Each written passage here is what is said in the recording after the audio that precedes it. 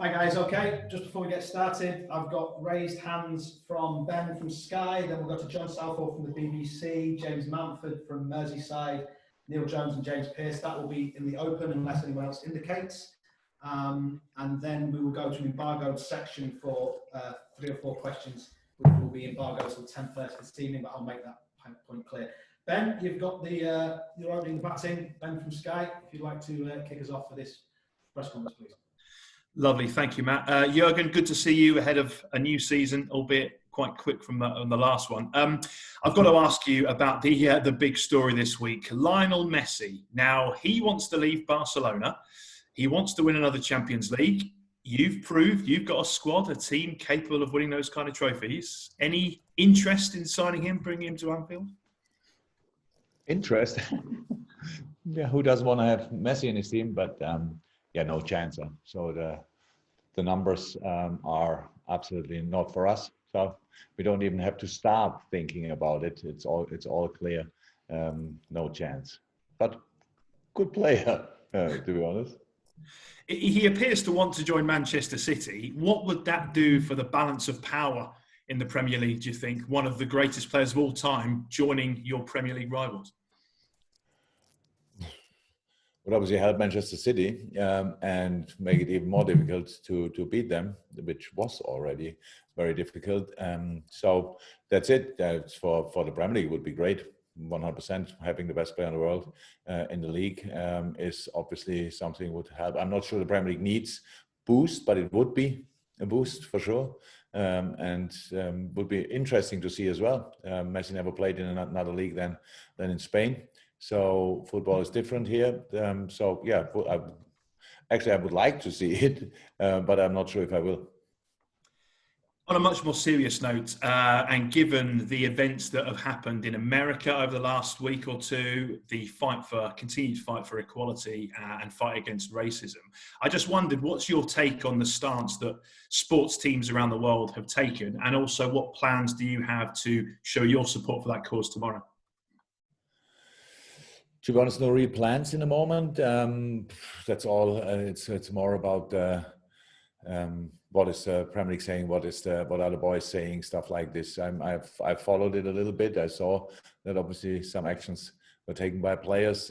Yes, and it's in America. It's not here, but racism, Black Lives Matters, all these kind of things. They are all. They will stay with us. Or dealing with it will stay with us for a long period. We have this issue already for a long time. So, and as long as people don't really get it and understand it, and really that we have to mention equality and stuff like this, it's for me it's really difficult as a human being to understand. But I realize that we have to, and but it's easy for me to say that we are all equal because we are. Well, easy, it's a fact, and that some people see that in a different way. I never understood in my whole life, and I'm 53 years old. I never get it, and will never get it.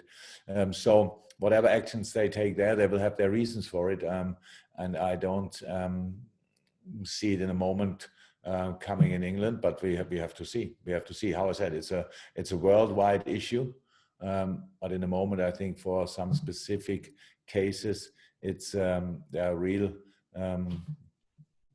Yeah, they think about proper actions in America because it's another thing happened which should never have happened, and so that's why the players there do what they do. But I don't see it coming in the moment in England. Thanks for your time, Jurgen. Thanks, Ben. We'll move to John Southall from the BBC. John. Hi, Jurgen. How are you? Good, thank you. Good. Mikel Arteta yesterday said that this game doesn't really come at a great time for Arsenal, obviously, because of the lack of preparation. Is that the same for you? Yeah. Would I want to play a proper game after 2 weeks preparation? No. But we know it for a while already. So it took a while until we had any schedule, but now since we know it, yeah, we accepted it 100%. So we had now 2 weeks training. Until then, worked really hard, which everybody who wanted to see it could see in the Salzburg game, because the boys had overly, obviously, some heavy legs. And so we try to make sure that they are not that heavy anymore. But it's for us like it is for Arsenal. So we prepare for a whole season. One of the most intense probably we ever experienced in our lives, because of the amount of games, the time we have for that, and all these kind of things. So not perfect, but it's as perfect as it can be, and we will try everything to win the game. That's how it is. So And how do you approach? Arsenal will do probably the same. I'm sure they will. So how do you approach it? Is it just another friendly on the way to the beginning of the season, or is it a bit more than that? Actually, we don't have friendlies really. I know we have testing games or whatever, training games, this kind of stuff, and it's neither nor. It's a competition, and you never have the perfect.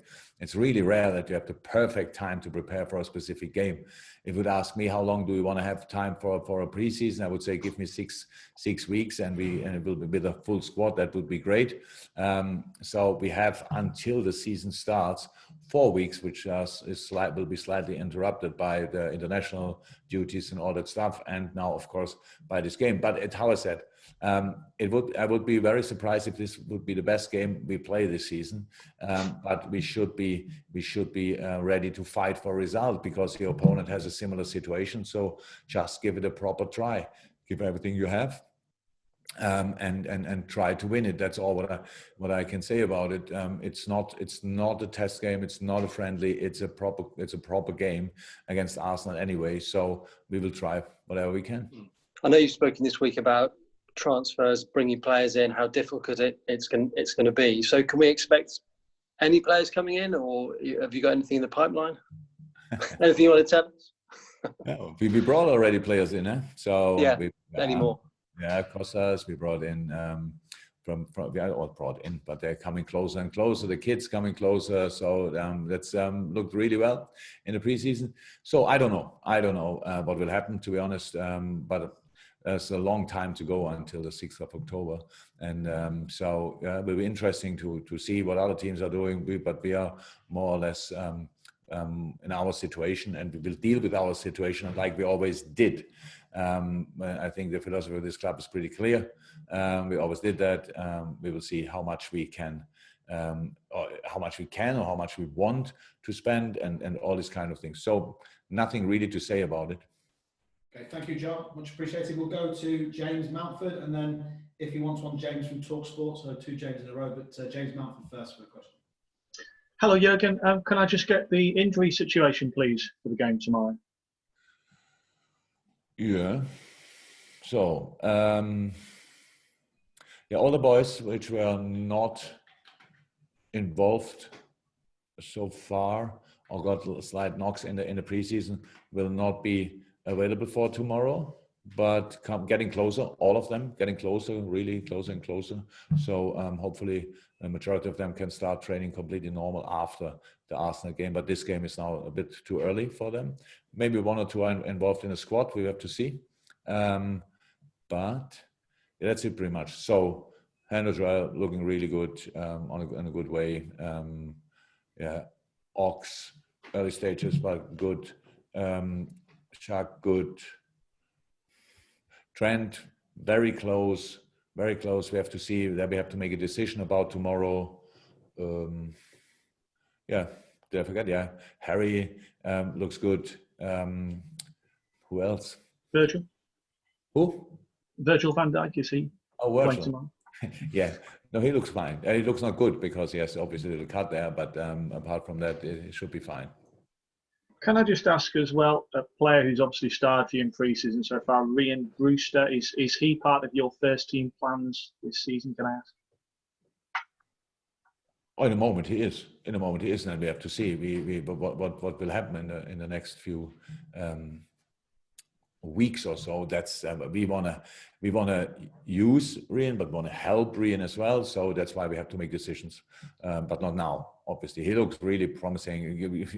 I know goals are the most important thing in the football world. So he can score goals. That's good, and all the rest we will see. He's still a young boy, and especially on his position on number 9 up front, experience helps a lot. We have to see how we can give him the experience. Is it here? Is it somewhere else?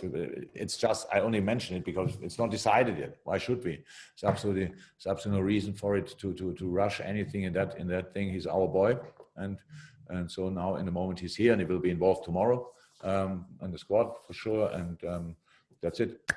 Okay, just before we go to James from TalkSport, Andy, I know you're on for PA. If you have a question to ask, let me know, please. If not, we'll go to Neil Jones. But next is James from TalkSport.